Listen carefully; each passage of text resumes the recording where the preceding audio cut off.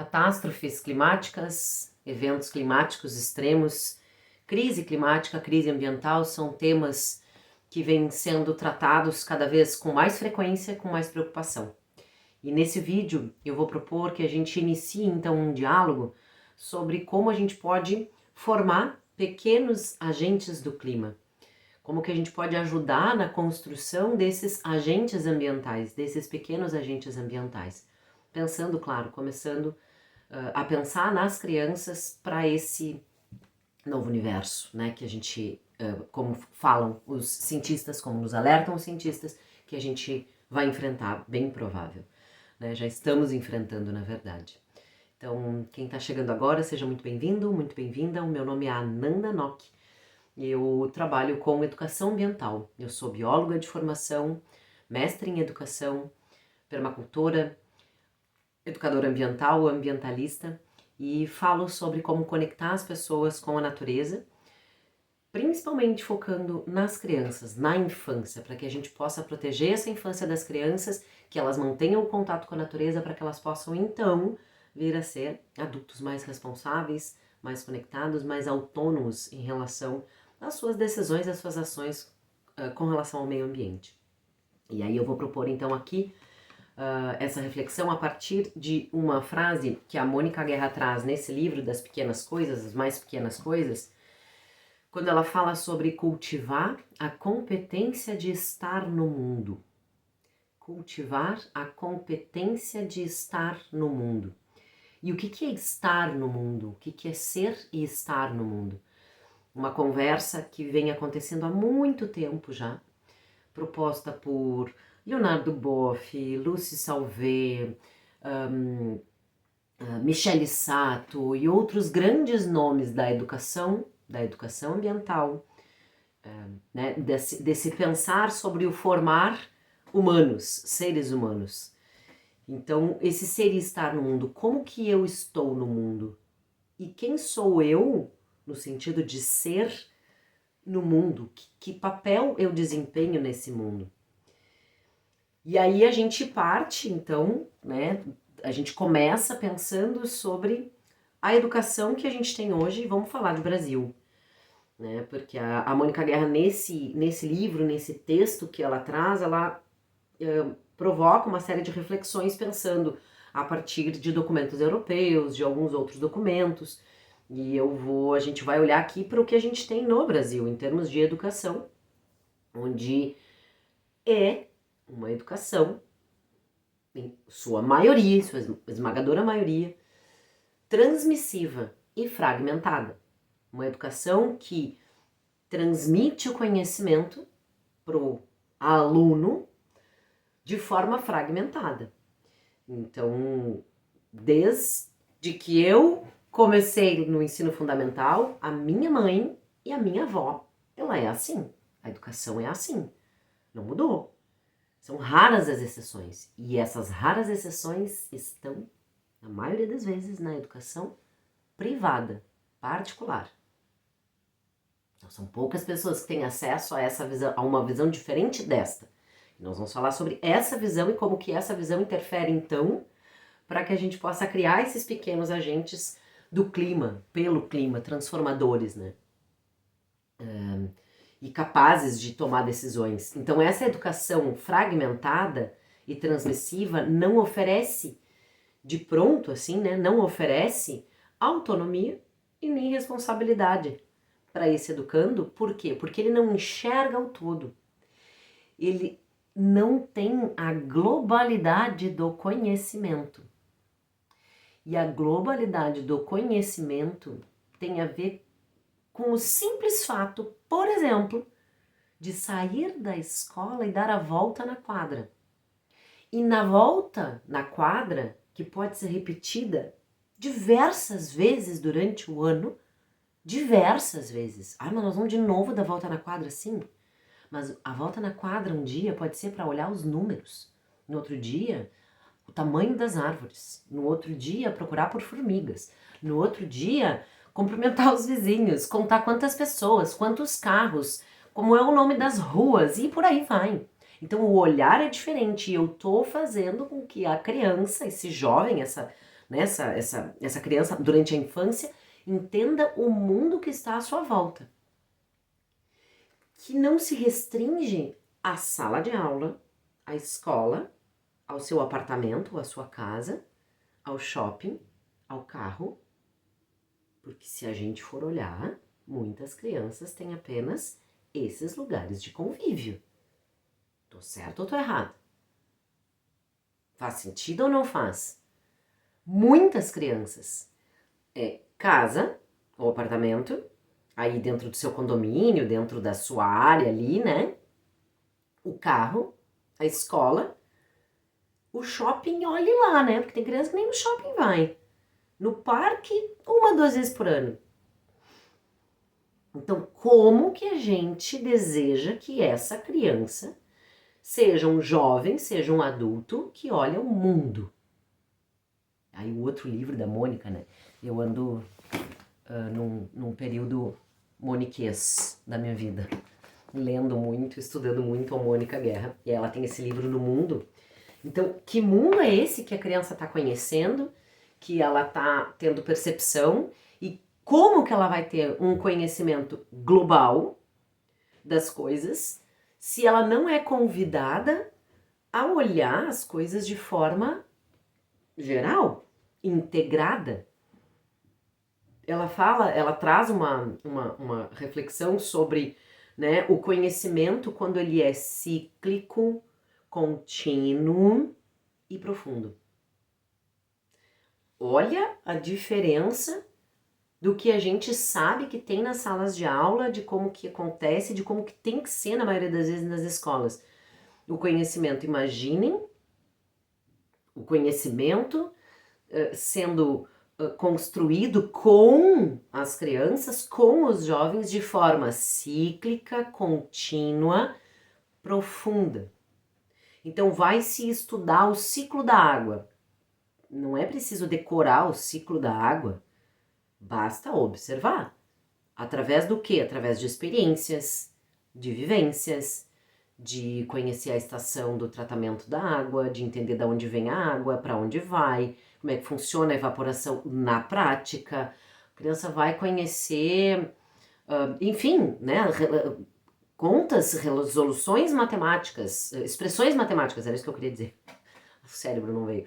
Expressões matemáticas, como que eu posso fazer, como que eu posso ajudar no processo da construção desse raciocínio que a criança vá construindo aos poucos, de forma concreta, de forma que ela veja o dia a dia, o que está acontecendo no dia a dia, para então ela olhar aquela expressão matemática. O carro do início da quadra até o fim da quadra andou tantos quilômetros por hora, né, ali no velocímetro, eu contei a distância tal, né? Então, como que eu posso fazer com que esse conhecimento seja, né, mais profundo? E aí, olhando então para as crises climáticas, para, né, as questões ambientais que a gente viu, as pessoas viram e muitas pessoas viveram aqui no Rio Grande do Sul na pele, né, tendo as suas casas destruídas por um evento climático que, como diz Carlos Nobre, é um fenômeno climático natural que acontece na natureza de tanto em tanto tempo, só que agora ele vem deixando de ser apenas natural para ser um evento climático extremo causado pela ação humana, que já não é mais então natural, porque de tempos em tempos essas coisas acontecem na natureza. Eu fiz um vídeo só sobre isso, tá? Então ela acontece na natureza. Agora, né, não, quando a ação humana vem interferindo, não é mais natural, gente. Não é mais natural. Então o que aconteceu no Rio Grande do Sul tem uma série de fatores humanos que interferiram, né, na condição para acontecer o que aconteceu. Então, como que a gente olha para isso tudo? Como que a gente olha para essa crise climática, para esses eventos todos que a previsão há muito tempo vem sendo, que isso vai ser cada vez mais frequente e cada vez pior? Como que a gente olha para isso e ajuda na construção de crianças e aí que virão esses jovens e adultos e na nossa também? Como que a gente olha para isso tudo para nos proporcionar e para proporcionar para essas crianças, para esses jovens, para esses adultos, que eles consigam olhar para o clima, para a natureza, para o que vai acontecer, para o que está acontecendo, de forma autônoma, responsável, com condições de tomar decisões e realizar ações para que ela veja essa natureza e esse ambiente não como inimigo, mas alguém que está respondendo a ações que foram feitas e que não é um inimigo, não está contra a humanidade. A gente não precisa salvar a natureza, a gente precisa entender que ações nós temos que tomar para então viver, né, de forma se adaptar da melhor forma possível a essas mudanças todas. Então, que a gente possa olhar de forma global pro conhecimento, que a gente possa cultivar a competência de estar no mundo. Cultivar a competência de estar no mundo é olhar para esse indivíduo que tem capacidades e habilidades diferentes daquele e ajudar a potencializar essas habilidades. Então, todos somos capazes de pensar em soluções, muitas soluções, no momento de uma crise, como a gente viveu, de ficar sem água, ficar sem luz por 20 dias, amigos que ficaram 20 dias sem água dentro de casa.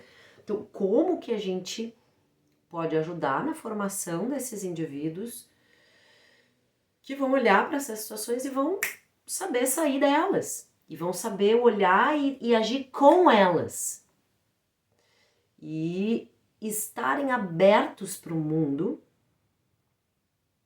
entendendo o mundo, dialogando com o mundo. Como que a gente pode fazer isso? Com uma educação que conversa e que dialoga.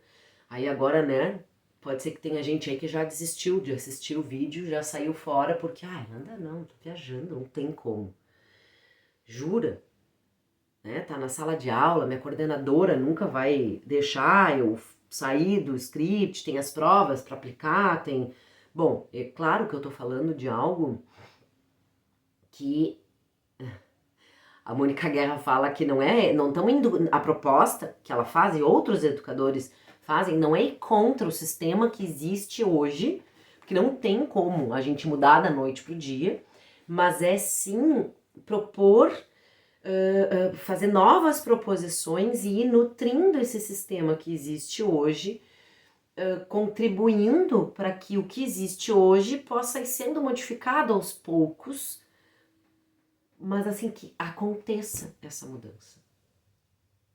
Muito difícil, não é fácil, ainda mais quem está dentro da sala de aula, no chão da escola, muito difícil, mas assim, se a gente não tentar, se a gente não começar, né, fica difícil chegar a algum lugar. Então a gente tem o ideal, o real e o possível, mas é o ideal que norteia o que a gente vai fazer, que é possível, o que é possível fazer, né? Então, olhar para esse indivíduo, como que ele pode se relacionar com o ambiente, com o meio ambiente da melhor forma, olhando o mundo como ele é, aplicando o que ele está conhecendo no mundo, para que isso reverbere então nas suas ações, nas suas tomadas de decisões, na sua construção do pensamento, e não de forma fragmentada, mas que ele possa perceber, né, até a sua importância, né, para o mundo. Eu anotei aqui também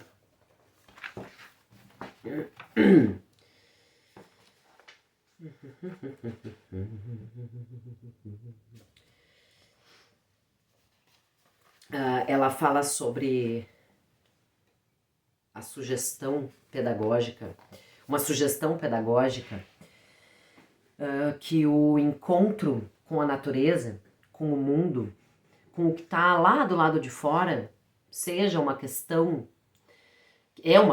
de permitir que os sentidos se exercitem. Então, assim, né, vocês podem estar, mas e aí, como é que eu começo? Por onde é que eu começo? O que eu faço? Qual é a diferença? Então, assim, vou fazer a proposta, eu sou professora de matemática, eu gosto de ouvir as coisas que a Nanda diz, eu sou professora de português, de geografia, e como é que eu posso fazer diferente a minha prática? Experimenta fazer algum exercício que vocês tenham que fazer, alguma leitura, algum conteúdo novo, na rua, no pátio. Pronto, certo? E aí, então, ela traz aqui, né? Cada ser humano é dotado de todos os equipamentos básicos que ele precisa, os olhos, os ouvidos, os sentidos do olfato, paladar e tato. E certamente não é um comentário ingênuo do naturalista Durrell que ela está citando aqui, né? Mas ele faz isso uma declaração como uma declaração muito importante, como uma sugestão pedagógica, que é o encontro com a natureza, com o mundo, com o que está lá do lado de fora, é uma questão de permitir que os sentidos se exercitem. Então, que haja a possibilidade de o educador acompanhar a curiosidade inata e infinita daquele educando, daquela criança, daquele jovem, cuja primeira competência, no entanto, foi ter permitido que o seu olhar permanecesse questionador, por meio do diálogo. Né? Um diálogo. Então, de estar na rua, lá com o texto de português, de geografia, com exercício de matemática, e ouvir os questionamentos, ouvir a curiosidade de quem está ali na rua, daquela turma que vai estar agitada, que vai estar barulhenta porque está na rua, e lá pela quarta, quinta vez não vai estar mais e vai conseguir aproveitar aquele estar na rua para então tirar algumas conclusões, comparações com o que está sendo visto naquela matéria. Confiem no encontro desse educando, dessa criança, desse jovem, por mais, às vezes, inquieto, atrapalhado, desorganizado que ele esteja, que ela esteja. Confiem nesse encontro desse indivíduo com o que vai ser estudado junto com a natureza, dentro da natureza, na natureza, enfim, né? É preciso confiar que algo de diferente vai brotar dali. Então, que possamos cultivar a competência de estar no mundo para que possamos contribuir com a formação, com a construção de sujeitos que possam vir a ser agentes ambientais, agentes do clima, né? É isso. Espero que tenham gostado. Coloquem aqui os comentários para a gente seguir debatendo, conversando. Mandem esse vídeo para quem vocês acham que pode contribuir também com esse diálogo, com essa conversa. Se não gostarem, também faz parte. Tudo bem, não é a intenção agradar todo mundo e concordar, não é isso. Mas é sim propor uma reflexão. Continuem aqui nos comentários essa reflexão que eu quero saber, né? Certo? Se inscrevam aí no canal do Vivências Ecológicas se quiserem saber toda vez que tem vídeos novos aqui também. E até breve. Obrigada por compartilhar e por curtir esse conteúdo. Até breve, gente.